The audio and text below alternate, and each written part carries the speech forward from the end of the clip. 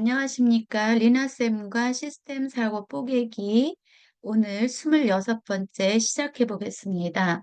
오늘은 동화책 활용 시스템 사고 교육 활동을 소개해 보겠습니다. 네, 동화책은 여기 나와 있는 것처럼 펭귄의 계약이라는 동화책입니다. 저자는 데이빗 허친스이고요. 조직학습과 조직 변화 이론의 전문가이면서 스토리텔링을 통해서 리더십 개발과 조직 변화에 기여하고 있는 현재 왕성한 활동을 하고 있는 미국 분입니다. 이분은 어른들을 위한 저작 활동뿐만 아니라 어린이들을 위한 책들도 다수 쓰고 계시는데요. 그 중에 하나가 여기 나와 있는 펭귄의 계약이고 그 원 제목은 The Tip of the Iceberg입니다. 이 책은 남극의 펭귄 사회를 배경으로 한 비유적인 이야기입니다. 주제는 펭귄들이 그들의 환경에서 발생하는 여러 문제를 해결하기 위해 시스템 사고의 개념을 도입하는 과정을 그리고 있습니다. 그러면 줄거리를 한번 알아보도록 하겠습니다. 이야기는 남극의 평화로운 펭귄 사회에서 시작됩니다.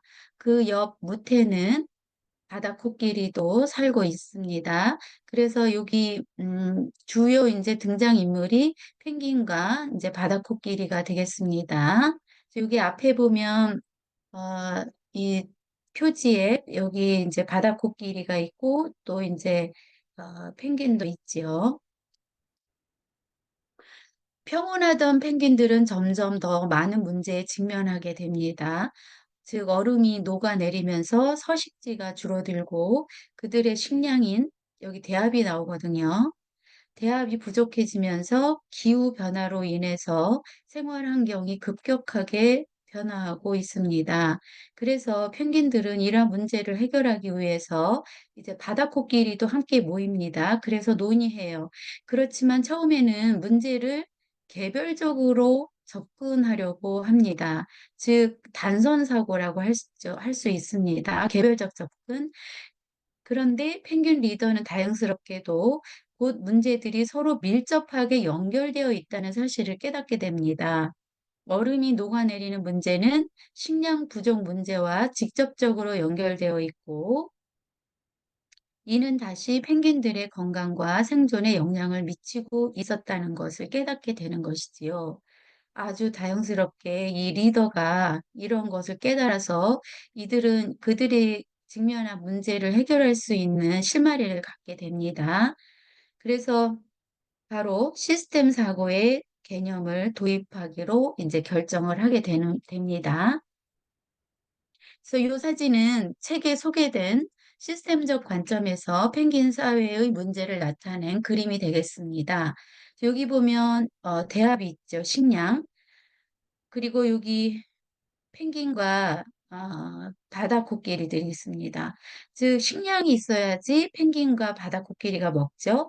그리고 바다 코끼리와 펭귄이 만약에 그 숫자가 늘어나면 또 더 많은 대합, 식량이 필요하게 되겠죠. 그래서 이렇게 그 영향을 이렇게 주고 또 바다코끼리 펭귄은 또 이렇게 대합에 영향을 준다는 이런 그림이 되겠습니다. 그리고 오른쪽에 보면 이 펭귄과 바다코끼리의 숫자가 늘어나면서 그들이 살고 있는 서식지인 그 빙산이 무게 때문에 이제 가라앉게 됩니다. 근데 꼭 숫자만이 아니라 기후 변화도 있죠. 그리고 이렇게 빙산이 가라앉으면서 그들의 서식지가 이제 줄어들게 되는 그런 그림이 되겠습니다. 그래서 영향을 서로 주고받는다는, 상호작용한다는 그러한 시스템적 관점에서의 그림이 되겠습니다. 그래서 앞에 나온 처음에 그 리더들이 문제를 개별적으로 접근했다라는 말이 나오는데요. 자, 문제는 이제 B에 영향을 미친다. 이것이 단선적 사고라고 할 수 있죠. 단선적 사고. 그래서 문제 해결에 도움이 되지 않죠. 문제는 너무나 복잡하게 얽혀 있죠. 그래서 깨달은 것이 아하, A는 B의 영향을 둥글게 표시한다 그랬죠? 영향을 주고 B 또한 A에 영향을 준다. 이렇게 표시하는 거죠. 그래서 이게 바로 시스템적 사고 또는 시스템 사고라고 할 수 있죠. 보통 적이라는 말은 사실 안 씁니다. 네, 시스템 사고라고 할 수 있습니다.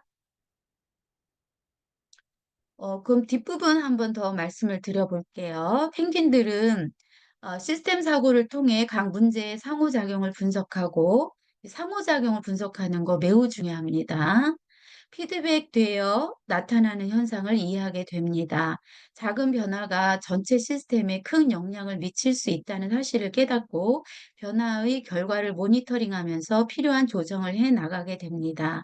펭귄 리더와 또 바다코끼리 팀은 협력과 협력과 소통을 통해서 문제를 해결하기 위한 다양한 방법을 모색하게 됩니다.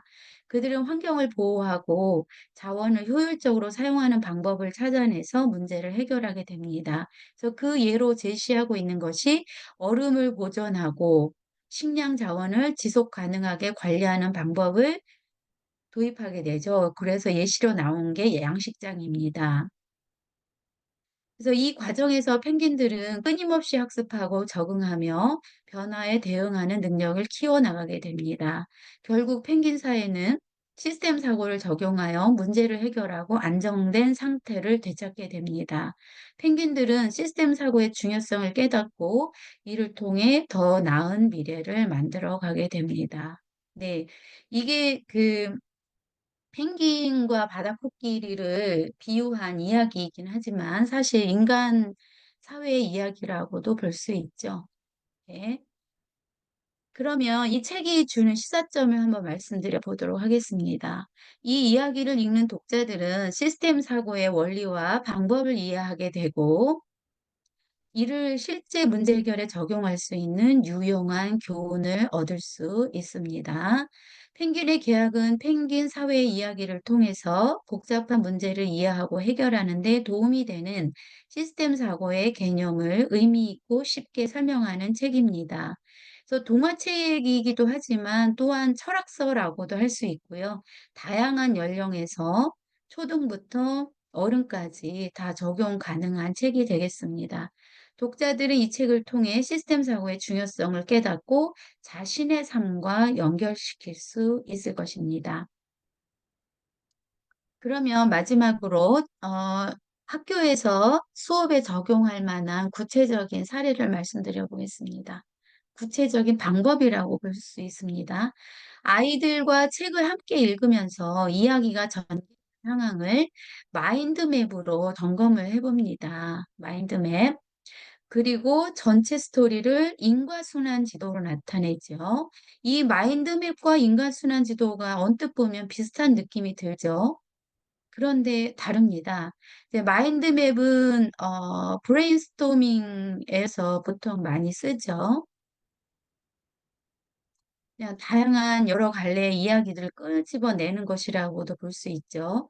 근데 여기에서는 이제 이 책의 이야기 스토리를 쭉 마인드맵으로 이제 연결해서 그려보는 거고요. 인과순환 주도는 기본적으로 순환이 이제 핵심이고, 그리고 더하기 기억나시나요? 같은 방향을 의미하죠. 증가하면 증가하고, 감소하면 감소하고, 그리고 마이너스 반대 방향을 의미하죠. 증가하면 감소하고, 어, 감소하면 증가하는 걸 의미하죠. 그리고 어떤 그 시스템이 계속 강화되는 강화 피드백이 있다고 했죠. 계속 성장하는 걸 의미합니다. 그리고 반면 균형 피드백이 있다고 그때 말씀을 드렸었죠. 균형 피드백. 그 시스템이 오르락내리락 하면서 안정적으로 작동하는 것이 균형 피드백이라고 말씀을 드렸었습니다. 그래서 이런 내용들을 포함하고 있는 것이 인과순환 지도입니다.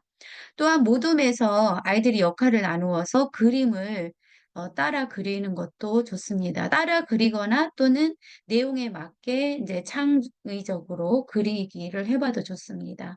그리고 역할놀이, 아이들 역할놀이 좋아하죠. 여기 등장하는 그 캐릭터 이름도 있습니다. 그래서 펭귄, 바다코끼리, 대합 이런 식으로 아이들이 역할놀이를 해도 좋겠습니다. 그리고 교실에서 비슷한 상황을 상정해서 인간순환지도 그리기를 해보아도 좋습니다. 그래서 비슷한 상황이라고 한다면 뭐 강화되어 나타나는 상황, 예를 든다면 아이들 간의 다툼이 많죠. 다툼, 갈등. 그래서 아이들이 뭐 누가 기분 안 좋은 얘기를 하면 그거에 대해서 또 좀 더 안 좋은 얘기가 나가고 이렇게 점점 이렇게 에스컬레이트 돼서 강화되는 그런 상황을 인과순환지도를 그려봐도 좋겠습니다. 어, 그리고 이 펭귄 개합과 관련된 이 참고 논문이 있더라고요. 2012년에 나온 논문인데요. 초등학생들의 시스템사고 교수학습 효과라고 되어 있고요. 이제 문병찬과 송진여라는 분이 연구를 하셨습니다. 참고하시기 바랍니다. 네. 오늘은 이렇게 학교에서 활용 가능한 동화책을 활용한 시스템 사고 교육 활동 소개에 대해서 말씀을 드려보았습니다. 네, 시청해 주셔서 감사합니다.